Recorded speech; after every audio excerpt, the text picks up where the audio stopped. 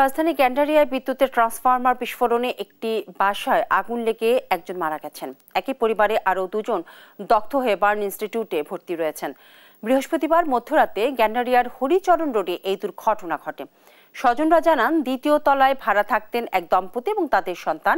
মধ্যরাতে বৈদ্যুতিক ট্রান্সফরমার বিস্ফোরণ হলে আগুন লেগে যায় বাসাটিতে। আগুন ছড়িয়ে পড়লে দগ্ধ হন পরিবারের 3 সদস্য। ভোরে তাদেরকে উদ্ধার করে বার্ন ইনস্টিটিউটে নিয়ে আসা হয়, পরে একজন মারা যায়।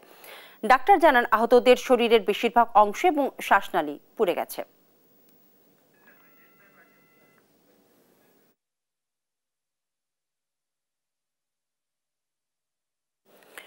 দর্শক, ঘটনাস্থলে রয়েছেন আমাদের সহকর্মী AH হিমেল। সরাসরি আমরা চলে যাচ্ছি হিমেলের কাছে। হিমেল, ট্রান্সফরমার বিস্ফোরণের আর কি কি তথ্য রয়েছে আপনার কাছে? বাসা রয়েছে গ্যান্ডারিয়ার যে হরিচরণ যে রোড আছে সেই রোডে, এবং এখানে কিন্তু আপনি জানেন যে গত মধ্যরাত 2টার পরপর কিন্তু এইখানে আগুন লাগার ঘটনা ঘটে। আমরা এসে যেটা জানতে পেরেছি যে এখানে ট্রান্সমিটারে বিস্ফোরণের তেমন কোনো ঘটনা ঘটেনি। এখানে যেটি হয়েছে যে এসি অথবা যে গ্যাসের চুলা আছে সেখান থেকে কিন্তু এই বিস্ফোরণটি হয়েছে। আমরা এখানকার স্থানীয়দের সাথে কথা বলেছি, তারা যেটি বলছেন যে মধ্যরাত অর্থাৎ 2টার পরপর হঠাৎ করে বিকট শব্দ হয় এবং শব্দের পরপর তারা যেটি দেখতে পান এই বাসার যে দোতলা আছে দোতলায় আগুন ছড়িয়ে পড়েছে, এবং তারা যেটি করেছেন যে ঠিক সেই মুহূর্তে তারা উদ্ধার করার জন্য বাসার ভিতরে যারা ছিলেন তাদেরকে উদ্ধার করার জন্য চেষ্টা চালায়, কিন্তু দরজা বন্ধ থাকায় দরজা ভেঙে কিন্তু তাদেরকে উদ্ধার করার জন্য চেষ্টা চালায়। এবং তারা আরেকটি বিষয় বলেছে যে ফায়ার সার্ভিস আগুন লাগার পর ফায়ার সার্ভিস 1 ঘন্টা পর আসে এবং তারপর পানি স্বল্পতার কারণে আরো কিছুটা সময় নেয়, এবং তার পরবর্তীতে কিন্তু এখানে যে আগুন সেটা কিন্তু নিয়ন্ত্রণে আনতে চেষ্টা করে ফায়ার সার্ভিস। এবং এখানকার স্থানীয়রা যেটি বলছেন, এখানে একটি গ্যাসের লাইন অর্থাৎ এই বাসার নিচে গ্যাসের লাইনে কিন্তু কাজ চলছে, এবং সেটিও তারা অন্যরকম করে দেখছেন। সেই কারণেও গ্যাসের যে চুলা সেখান থেকেও হতে পারে, অথবা রুমের ভিতরে যে এসি ছিল সেই এসি থেকেও কিন্তু হতে পারে।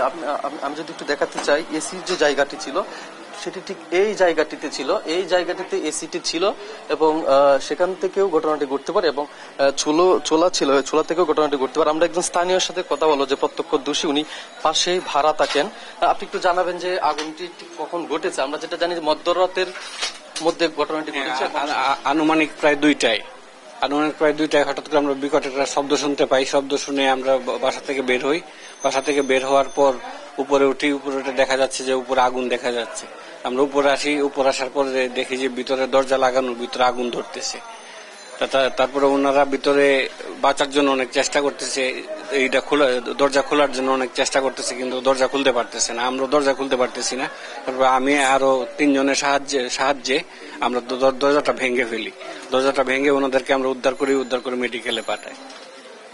উনি যেটা বলছিলেন যে 2টার দিকে আগুন লেগেছে এবং তারপর কিন্তু তারা উদ্ধার করার চেষ্টা করে, এবং এইখানকার যে বাসায় 3 জন ছিলেন একই পরিবারের এক দম্পতি এবং তাদের সন্তান ছিলেন, এবং তাদেরকে বার্ন ইউনিটে নিয়ে যাওয়া হয়। জাতীয় বার্ন ইউনিটে নিয়ে যাওয়ার পর তাদের চিকিৎসাধীন চলছে। এবং আমরা যেটা জেনেছি সকালে, যেটা জানতে পারলাম, এখানকার যে 3 জনের মধ্যে একজন যে ছিল সন্তান অর্থাৎ 2 দম্পতির যে সন্তান, উনি ইতিমধ্যে মারা গিয়েছেন, এবং বাকি যারা আছেন তাদের কিন্তু 50% এবং 70%-এর উপরে কিন্তু তাদের শরীর দগ্ধ হয়েছে, তেমনটা কিন্তু আমরা জানতে পেরেছি।